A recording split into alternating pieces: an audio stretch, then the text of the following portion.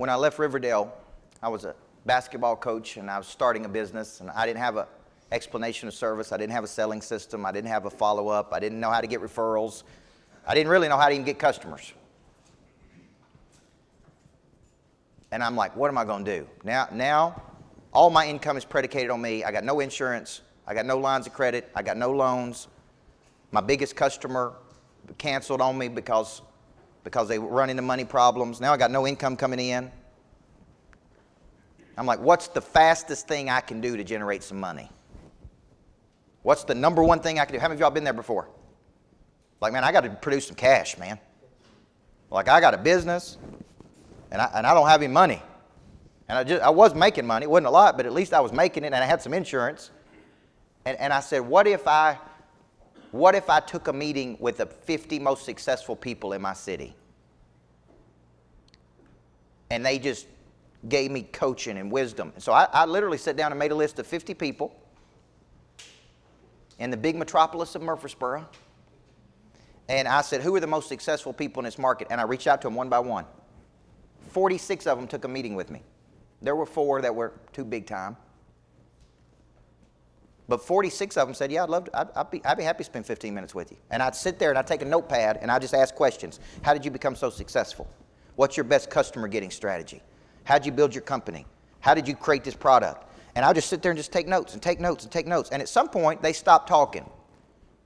People love talking about themselves. And they talked about themselves for a while, and then they stopped, and what do you think they asked them? Now, Coach, now tell me what you're doing. Tell me what you're doing now. I said, well, I got this coaching business. I'm taking everything I learned as a championship coach, and I put it into building businesses, and I'm trying to build my business. And they started saying, oh, I know somebody that could use you right now. I got a buddy over here that's got a team that's not functioning properly. Let me make an introduction to you. Next thing you know, these successful people started introducing me to these other people. It's how I got the John Floyds of the world. It's ultimately how I got in with Bob Parks. It's ultimately how I got in with John Jones. It's ultimately how I got in with some of the most successful people in Rutherford County. Does that make sense? And then it was up to me once I got in the door to do what? Deliver the goods. I said, man, if you could just get me in the door, I'll handle everything else. If you just get me in the door, I'll handle everything else. If you just open the door for me, because I can't open the door. They don't know me. They don't know anything about me.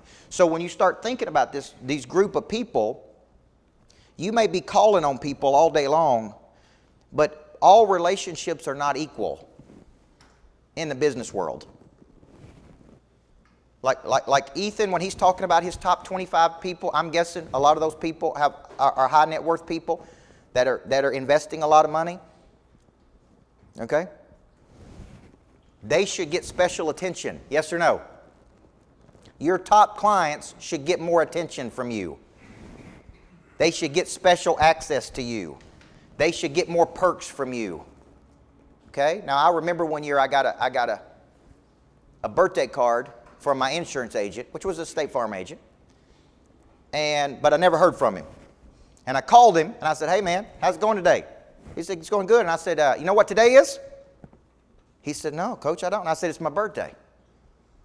But you sent me a birthday card, didn't you? So you knew that, didn't you? Well, no, he didn't know it. He didn't know it because he never engaged with me and he never took time. He had some automated system that sent me a birthday card on my birthday. And I said, what I'm looking for in an insurance relationship is a guy that actually cares about me, talks to me, spends time with me, and calls me. So I said, so I got good news and bad news. The good news is I called you. The bad news is I'm calling to fire you. And I'm going to go find an insurance dude who actually calls on me and checks on me and spends time with me and cares about me as a person. That's who I'm going to find, because you ain't doing that. Sending somebody some crappy birthday card, which you didn't even know that they got, is not building a relationship with a person. Does everybody understand? Calling a person every 3 or 4 months and going through some script of how's your family, how's your occupation, how's your recreation, how's your dreams. These are such superficial things. People are not going to send you referrals because of these things. Everybody with me, yes or no? Really caring about a person is why people are going to send you referrals. Being there at the good times of their life and the bad times of their life. You know, we put out this week that we're having a new baby boy, and I got almost 1,000 likes on when I put that out there, and my team was like, Coach, how do we get 1,000 likes on your coaching post? Or how do we get 1,000 likes? Because people don't put 1,000 likes then. I said, I guess I got to have more kids. I don't know. Because people, if it's got to do with dogs or kids or something, people like it, right? Now, improving your life? No, I don't like that, okay? Now, here's my point, though. I started looking at all those people, and I started going, man, I don't even know who that is. I've never even heard that person. That person never even, like all these people come out of the woodworks. And I'm thinking, man, I know these people somehow. They know me. They have some connection to me. I have some connection to them, but it ain't a deep connection. It ain't a deep connection. So when you think about this, here is an example of the Power 25. What we're looking for is 25 deep and entrenched relationships of influencers. They don't have to be famous or celebrities. They just have to have a little bit of juice. That means they can tell other people about you, who can and will refer, promote, advocate, edify. They can't be in the Power 25 unless they're willing to do these things. Okay? There are 25 people who deeply believe in you because of your strong beliefs, your skill set, your impact you have had on them. Okay? You've had a deep impact on these people. And because of that, they're willing to fight for you. 25 people who are actively talking about you, fighting for you, and feeding you new opportunity. How many people would say they have this 25 right now? Anybody? Okay. So we got some people in the room. How many of you believe that this building this one thing could replace a lot of the marketing money you're spending? How many of you believe if you spend money on these 25 people, that'd send you more people? If you spent time with these people, that'd send you more people. And they'll send you, because will your top 25 send you bad referrals? See, my top 25 would never send me bad referrals because they don't want to waste my time. They'll actually vet the people for me. They'll say, this is a serious one, Coach. Okay? And sometimes when I send a referral to a person that I think is a little shaky, I go, you know what? I feel like this person's a little shaky, so I'm going to tell you up front. May not be a good fit for you. I'm going to send them to you because you're my guy or you're my girl, but I don't know if it's going to work out. So I just want you to know that up front. That's what a 25 person would say. Okay? They'll send you the best people. Now, this is what the top 25 is not. It is not friends who may or may not support you depending on what's convenient to them. So there is a clear separation here between friends and advocates. Could one of your friends also be one of your advocates? Yes or no? Of course. But just because they're a friend don't mean they're an advocate. Everybody with me? They cannot be clients who are lukewarm, passive, or detractors. Okay? It's not a person that is lukewarm towards you, passive towards you, detracting from you. It is not a casual acquaintance that may like what you're doing. Okay? Now, I learned this the hard way. There was a speaker at 10X that I really liked, and he was so complimentary, and he was so good. And first time I saw him at dinner, he's like, oh, I've been watching all your stuff, and man, you're so good. And I was like, dang, dude's been watching all my stuff? Because this is a big-time dude. And I watched him at dinner that night. He would say positive things to every person. Okay? Then when I did an interview with him, he was like, oh, this is the best interview. Man, this is the best interview anybody's ever done. These are the best questions. Then I'd watch another interview, and he'd tell that person the same thing. Like, nobody's ever asked me that question before. This is the best question. Man, you've put some real thought in this. You're really good. And I would watch interview after interview, and he would do that with every single person. And so he told me at the end of my interview when we were offline, he said, man, our company could really use you. You're more in alignment than other people and all this stuff. And I'm thinking, man, I got the support of this dude. This dude's going to open the door to 50,000 people for me because that's how many people he's got in his organization. So I call on him.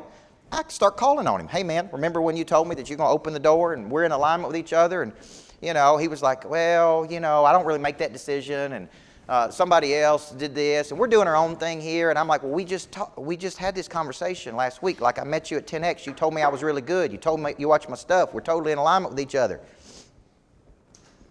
And I started thinking, man, this dude don't have my back. How many people is he telling it to? You know what that's called? It's called personality ethic. It's where it's not real character. It's what he's using is a personality technique to win people over. Does that make sense? Now, what happens when you win people over and you're not real and they figure out you ain't the real deal? Then you lose every bit of that credibility. If he couldn't do that, he should have never told me he could do it, right?